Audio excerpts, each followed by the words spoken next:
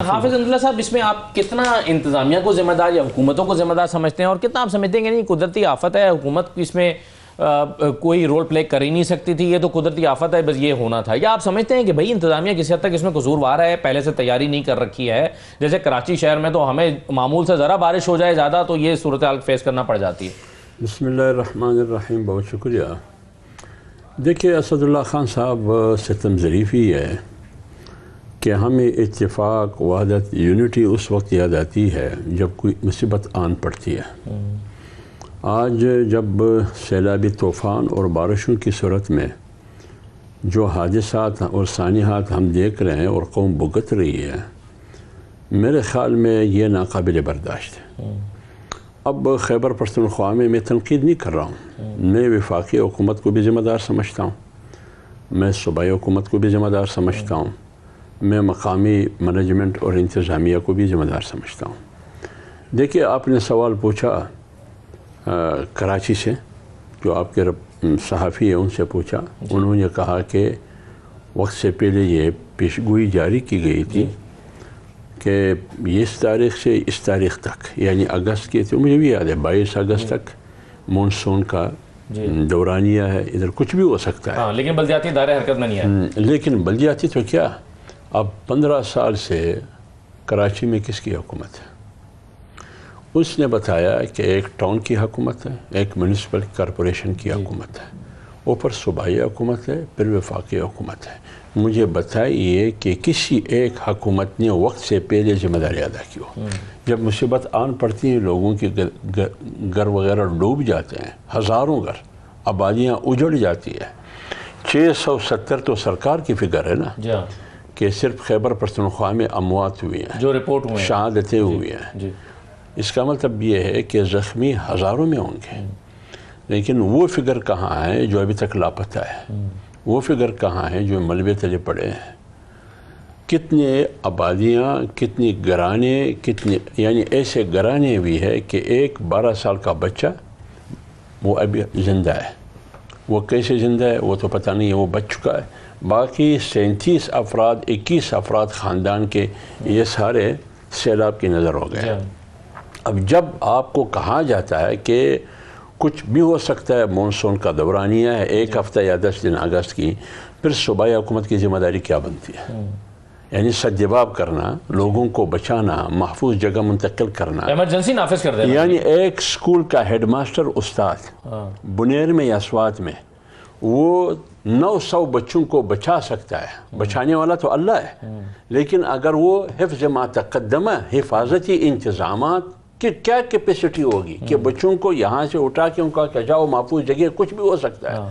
کیونکہ پہلے جو سیلاب آیا تھا غالباً 2022 میں یا اس سے پہلے جو بھی آیا تھا، یہی سکول ڈوب چکا تھا۔ تو اس ٹیچر کو، اس ماسٹر کو، اس استاد کو پتہ یاد تھا، لیکن حکومت کو یاد نہیں ہے، وہاں کے نمائندوں کو یاد نہیں ہے، خواہ قومی اسمبلی کا ممبر ہو یا صوبائی اسمبلی کا، صوبائی حکومت ہے، وفاقی حکومت ہے۔ ہاں، جب مصیبت آن پڑتی ہیں، لوگ ڈوب جاتے ہیں، اپنے مدد آپ کے ساتھ لوگ پانی کے اندر جا کے لوگوں کی بچانے کی کوشش کرتے ہیں۔ ہاں، ہم یہ کر رہے ہیں، ہم وہ کر رہے ہیں، صوبائی حکومت وہ کر، پھر پروٹوکول لگ جاتے ہیں، پھر وہاں پہ قافلے آنے لگتے ہیں، پھر یہ اب ایک آ رہا ہے۔ میں کہتا ہوں کہ یہ جو کچھ ہو رہا ہے، یہ اس کا سجواب پہلے سے ہونا چاہیے تھا۔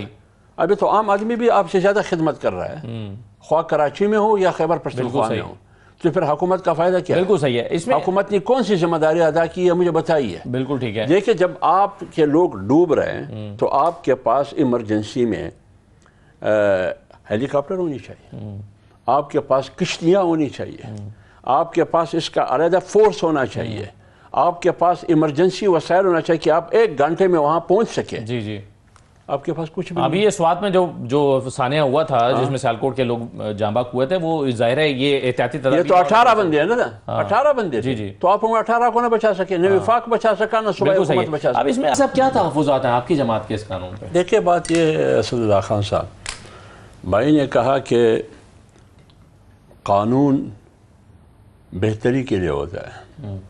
بے شک پارلیمنٹ کا کام اور سینٹ کا یہی کام ہے کہ وہ قانون سازی کرے، لیکن قانون سازی کون سا پارلیمنٹ؟